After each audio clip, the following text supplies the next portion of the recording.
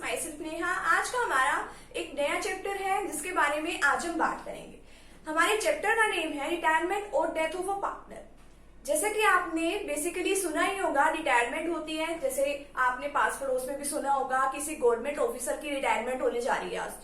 तो government officer जैसे ही retire होता है वो क्या होता है कि अब वो फर्म के अंदर या जहां पे भी वो काम कर रहा है वहां से क्या कर देता है, काम करना बंद कर देता है। ठीक है, ऐसे ही हमारे पार्टनरशिप में भी ऐसा ही होता है, हमारी बिजनेस में या हमारी फर्म में भी ऐसा ही होता है कि जितने भी पार्टनर्स हमारे बिजनेस के अंदर काम कर रहे होते हैं वो कभी ना कभी क्या हो जाती है, उनकी भी रिटायरमेंट तो होती होगी या वो खुद भी रिटायरमेंट लेना चाहते होंगे, या कभी उनकी जब वो बिजनेस के अंदर काम कर रहे हैं या सडनली उनकी डेथ भी हो जाती है। तो आज हम इस टॉपिक के बारे में बात करेंगे कि फर्म के अंदर रिटायरमेंट किस तरीके से ली जाती है। अगर आप मेरे चैनल पे न्यू है तो आप मेरे चैनल को सब्सक्राइब कर दीजिए, वीडियो को लाइक कर दीजिए एंड बेल आइकन को प्रेस जरूर कर दीजिए ताकि आपको आगे आने वाली वीडियोस का नोटिफिकेशन मिलता रहे।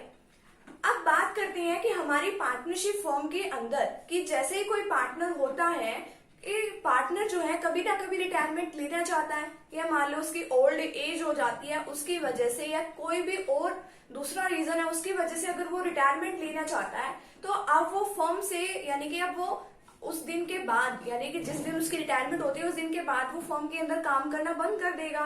ये तो बिल्कुल सिंपल सी बात है। अब ये बात आती है कि जब वो रिटायरमेंट लेना चाहता है वो एकदम सीधे सीधे ये नहीं कह सकता कि हाँ भैया आज मेरी रिटायरमेंट दे दो, ऐसा नहीं होता। उस पार्टनर को क्या करना पड़ता है, एक फर्म के अंदर प्रॉपर नोटिस भेजना पड़ता है कि मेरे को जो है रिटायर होना है। तो फर्म क्या करती है, उस नोटिस को देखने के बाद, नोटिस को अच्छी तरीके से वेरीफाई करने के बाद जो थोड़े के दिनों के बाद उसको क्या दे देती है, उस पार्टनर को रिटायरमेंट दे देती है। तो उसको सबसे पहले तो क्या भेजना पड़ता है, एक प्रॉपर नोटिस भेजना पड़ता है एक फर्म को। ठीक है, उसके बाद ही उसकी क्या होती है, रिटायरमेंट होती है। अब जैसे उसकी रिटायरमेंट होती है तो जो हमारी बिजनेस के अंदर, जो हमारी पार्टनरशिप फर्म के अंदर जो पार्टनरशिप चल रही होती है पहले से, जैसे ही पार्टनर होते हैं वैसे उनकी पार्टनरशिप होती है, तो उनकी ओल्ड पार्टनरशिप तो क्या हो जाती है, खत्म हो जाती है और न्यू पार्टनरशिप क्या होती है, बनाई जाती है। और जो हमारी फर्म है बट वो कॉन्टिन्यूसली काम करती रहती है।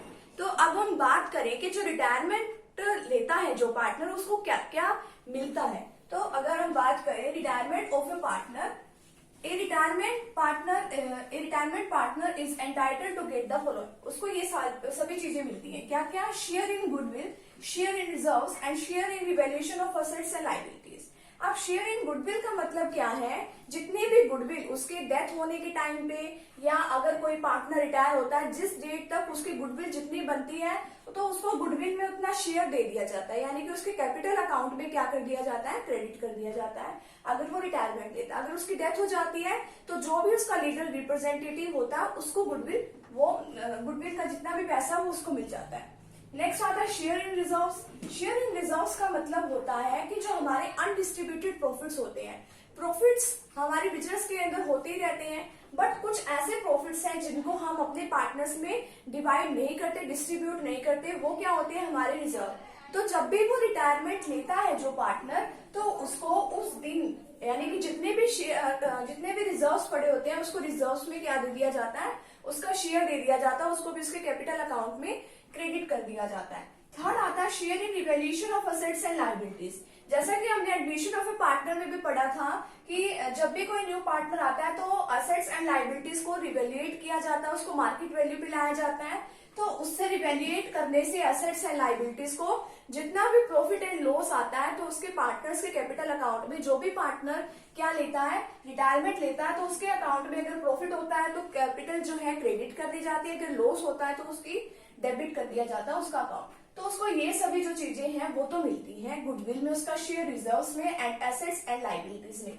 अब ये सभी चीजें उसको मिल गई तो इन सभी चीजों की उनके कैपिटल अकाउंट में क्रेडिट कर दिया जाता है या फिर उनके लोन अकाउंट में उस चीज को ट्रांसफर कर दिया जाता है। अब हम बात करें, कुछ इसमें अकाउंटिंग प्रॉब्लम्स भी आती हैं जब भी कोई न्यू पार्टनर हमारे बिजनेस, जब भी कोई न्यू मतलब कि जो पार्टनर है वो रिटायरमेंट लेता है। तो अब हम क्या बात करेंगे कि अकाउंटिंग प्रॉब्लम्स की, calculation of new profit sharing ratio and gaining ratio of continuing partners. हमें new profit sharing ratio calculate करनी पड़ती है और गेनिंग रेशियो कैलकुलेट करनी पड़ती है। गेनिंग रेशियो का मतलब क्या होता है इसके बारे में हम बाद में बात करेंगे। तो न्यू प्रॉफिट शेयरिंग रेशियो का तो आपको पता ही है कि जैसे ही कोई पार्टनर हमारे बिजनेस से गया तो जितने भी पार्टनर्स रह गए उनके बीच में हमें न्यू प्रॉफिट शेयरिंग रेशियो निकालनी पड़ेगी। और गेनिंग रेशियो का मतलब क्या होता है कि जो पार्टनर चला गया है, यानी कि एक पार्टनर अगर बिजनेस से गया है तो दूसरे पार्टनर को तो उसके जाने से क्या होगा, प्रॉफिट ही होगा बाद में। तो कितना प्रॉफिट होगा हम ये निकालते हैं। नेक्स्ट है ट्रीटमेंट ऑफ गुडविल। अब देखिए उसके टाइम तक यानी कि रिटायरमेंट होने के टाइम तक उसको क्या देनी पड़ती है, गुडविल देनी पड़ती है।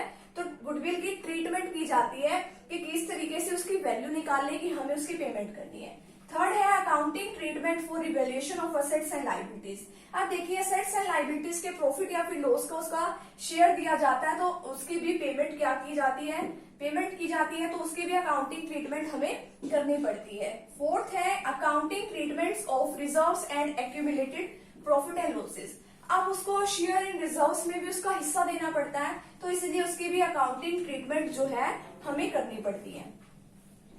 फिर नेक्स्ट आता है पेमेंट टू रिटायरिंग पार्टनर। अब देखिए इतनी सभी चीजें हमने कर ली तो लास्ट में क्या होता है, हमें उस पार्टनर की क्या करनी पड़ती है, पेमेंट भी करनी पड़ती है। तो ये सब चीजें जो है हमारी प्रॉब्लम्स बन जाती हैं, अकाउंटिंग प्रॉब्लम्स। और ये सभी चीजें वो हैं जो उसको हिस्सा जो है उसका मिलता है जब भी कोई पार्टनर क्या होता है, रिटायर होता है। ठीक है, अगर आप मेरे चैनल पे न्यू है तो आप मेरे चैनल को सब्सक्राइब कर दीजिए, वीडियो को लाइक कर दीजिए एंड बेल आइकन को प्रेस जरूर कर दीजिए। और अगर आपको ये वीडियो अच्छी लगे तो आप इसे फ्रेंड सर्कल में भी जरूर शेयर करना। Thank you.